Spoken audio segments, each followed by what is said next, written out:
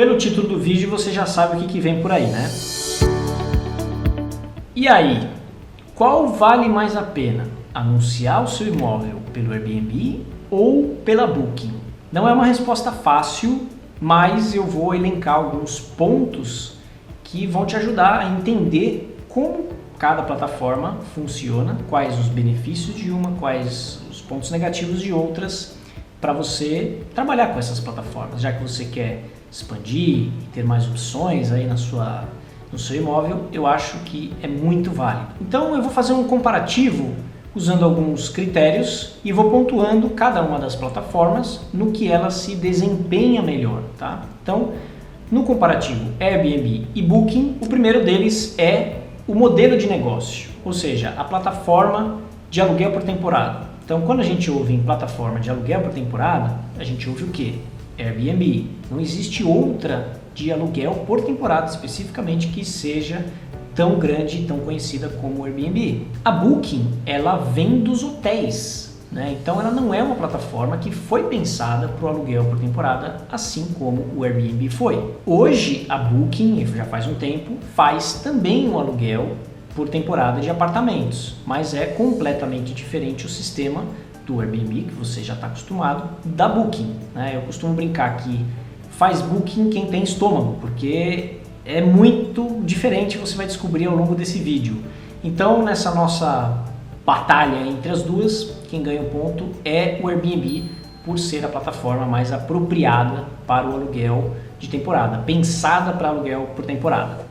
Sobre abrangência, ou seja, eu vou considerar aqui as pessoas que já estão acostumadas a ouvir falar, a penetração no mercado, tudo isso. O Airbnb, por maior que ele seja, por mais global que ele seja, ele tem menos abrangência do que a Booking. A Booking, primeiro que ela é mais conhecida, né? O Airbnb a gente conhece porque a gente faz, mas a maior parte das pessoas, pelo menos que reservam comigo pela Booking, quando eu pergunto para elas, você conhece o Airbnb e tal, essas coisas, muitas delas nunca ouviram falar o que é Airbnb. Então eu estou me baseando pelas experiências que eu recebo pessoalmente, tá? Eu não sei em números dizer se a Booking ou se o Airbnb tem maior abrangência, mas pela amostra do que eu vivencio, a abrangência da Booking é muito maior, né? Então é muito mais fácil você perguntar para um cara que veio pelo Airbnb se ele conhece a Booking e ele vai falar que conhece, do que o cara que veio pela Booking conhecer o Airbnb. É muito menos provável,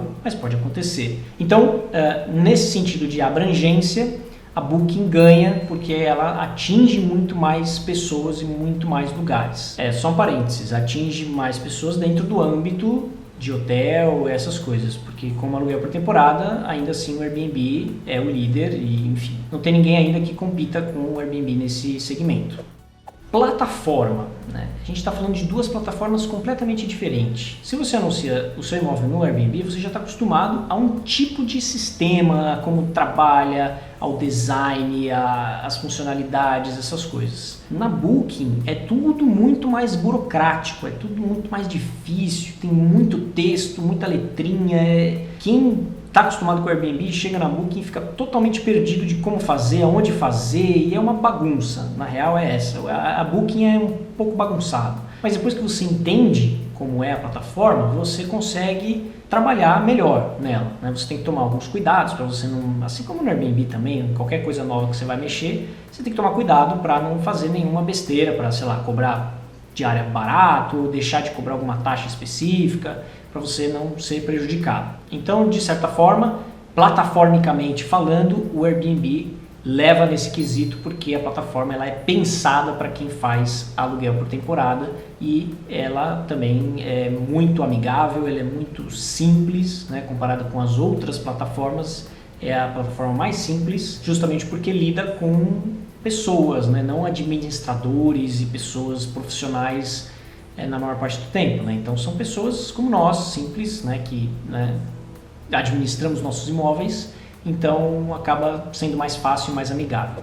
Administração, ou seja, o processo de reserva, o processo de comunicação com a pessoa que vai fazer aquela reserva, o pagamento, tudo isso é completamente diferente de uma plataforma para outra.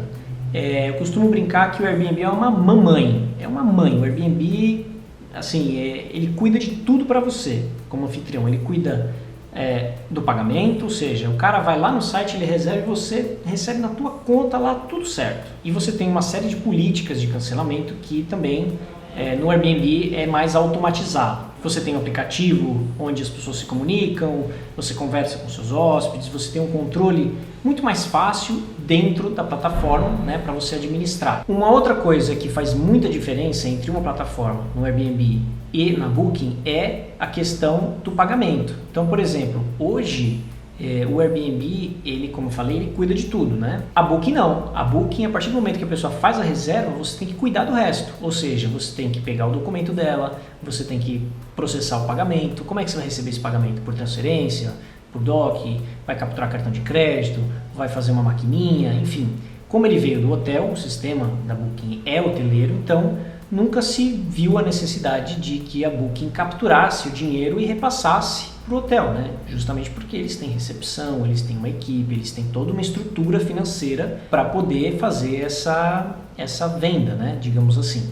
Então, para quem administra imóveis por temporada, isso já é um pouquinho mais complicado, né? Porque você tem que, imagina, ficar cobrando a pessoa de transferência, comprovante aqui, cartão de crédito ali e tudo mais, né? Ainda que a Booking já está trabalhando com o pagamento capturado, ou seja, a Booking está fazendo uma transformação aí, que algumas pessoas já têm o sistema parecido do Airbnb, né, que a Booking já colhe esse pagamento e já repassa para o dono do imóvel, mas ainda não é uma coisa que já está distribuída no Brasil, né? Algumas pessoas têm, infelizmente, eu não fui uma delas que foi contemplada, é por isso que, administrativamente falando, o Airbnb ainda ganha nesse sentido.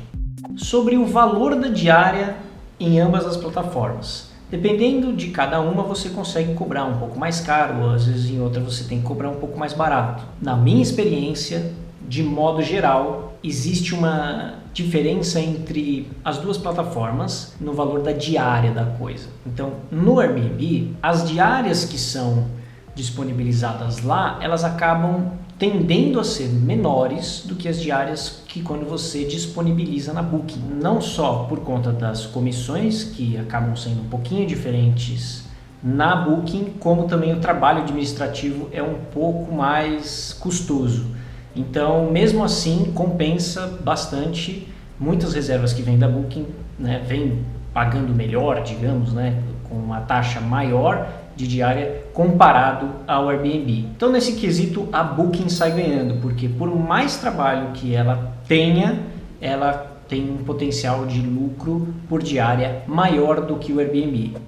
Um outro quesito é o mercado, ou seja, qual plataforma traz mais reservas, né? Agora em quantidade de reservas e não em valor de diária. O Airbnb tem uma boa saída e a Booking também tem uma boa saída, com personalidades diferentes, né, de reserva e de hóspedes. Então, nesse quesito, eu acho que os dois aí estão bem equivalentes, ainda que o Airbnb tenha um pouco mais de vantagem pela quantidade, né, mas pela qualidade, no sentido do valor da reserva, acaba que a Booking tem atendido bastante à expectativa que eu tenho. Isso vai de caso a caso, né? Eu estou falando o meu caso, o meu comparativo, tá aqui nessa relação que eu fiz, é o meu comparativo e o que eu acho em relação às duas. Mas para muita gente funciona mais a Booking do que o Airbnb e vice-versa, funciona mais o Airbnb do que na Booking. Por isso que eu vou pontuar os dois em relação ao mercado, porque os dois têm bastante mercado, né? Você tem bastante reserva interessante que vem da Booking, bastante reserva interessante que vem do Airbnb, então é bem pau a pau assim os dois.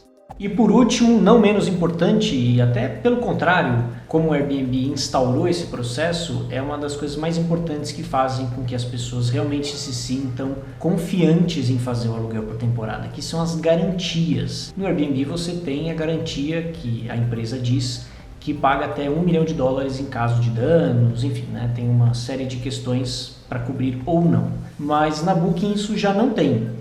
Na Booking, você é por você mesmo, meu filho. Se der algum chabu, alguma coisa, eles não se responsabilizam. Então, o Airbnb, evidentemente, sai na frente em relação à questão do seguro. Eu já acionei o seguro uma vez pelo Airbnb, na verdade 2 ou 3 vezes, mas por coisas simples, nada muito incrível que aconteceu, coisa boba. Foi bom para testar e ver e funciona. Óbvio que você precisa, né, ter noção do que você está fazendo, né? Tem gente que se aproveita do seguro para querer um ressarcimento além do que é adequado, além do que permite a plataforma, né? Então é uma forma de você garantir ao anfitrião, né, que em caso de dano o Airbnb vai entrar, vai intervir pelo menos e vai tentar resolver a situação. Na Booking isso não acontece. Mais uma vez, como vem do hotel, o hotel que se responsabiliza, o hotel que se vira com qualquer sinistro que tiver com o hóspede, seja por, sei lá, golpe de reserva, às vezes acontece isso na Booking. Principalmente quem trabalha com transferência bancária. O cara faz um DOC falso, aí,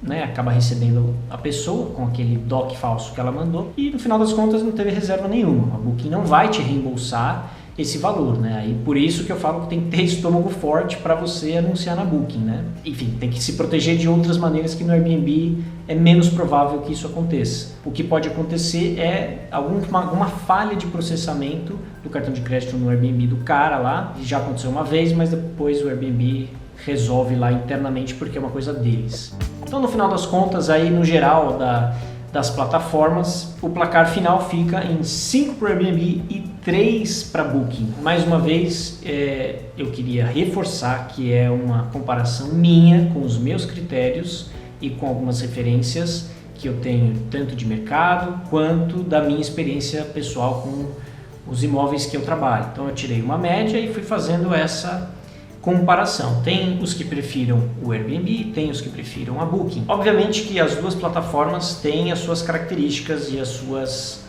qualidades e defeitos, mas na minha comparação tentei ser o mais justo possível e também colocando um pouco do que eu vivencio dentro das hospedagens que eu recebo e passei aqui para você ter uma ideia do que é a Booking mais ou menos e quem sabe num próximo vídeo eu fale um pouco mais como é colocar um anúncio na Booking, né? É uma coisa completamente diferente do que a gente que faz Airbnb está acostumado, mas se você tem interesse em saber, coloca aqui nos comentários embaixo que você quer mais informações sobre isso, que eu produzo um vídeo só falando sobre a Booking. Fechou? Então a gente se vê no próximo vídeo. Tchau!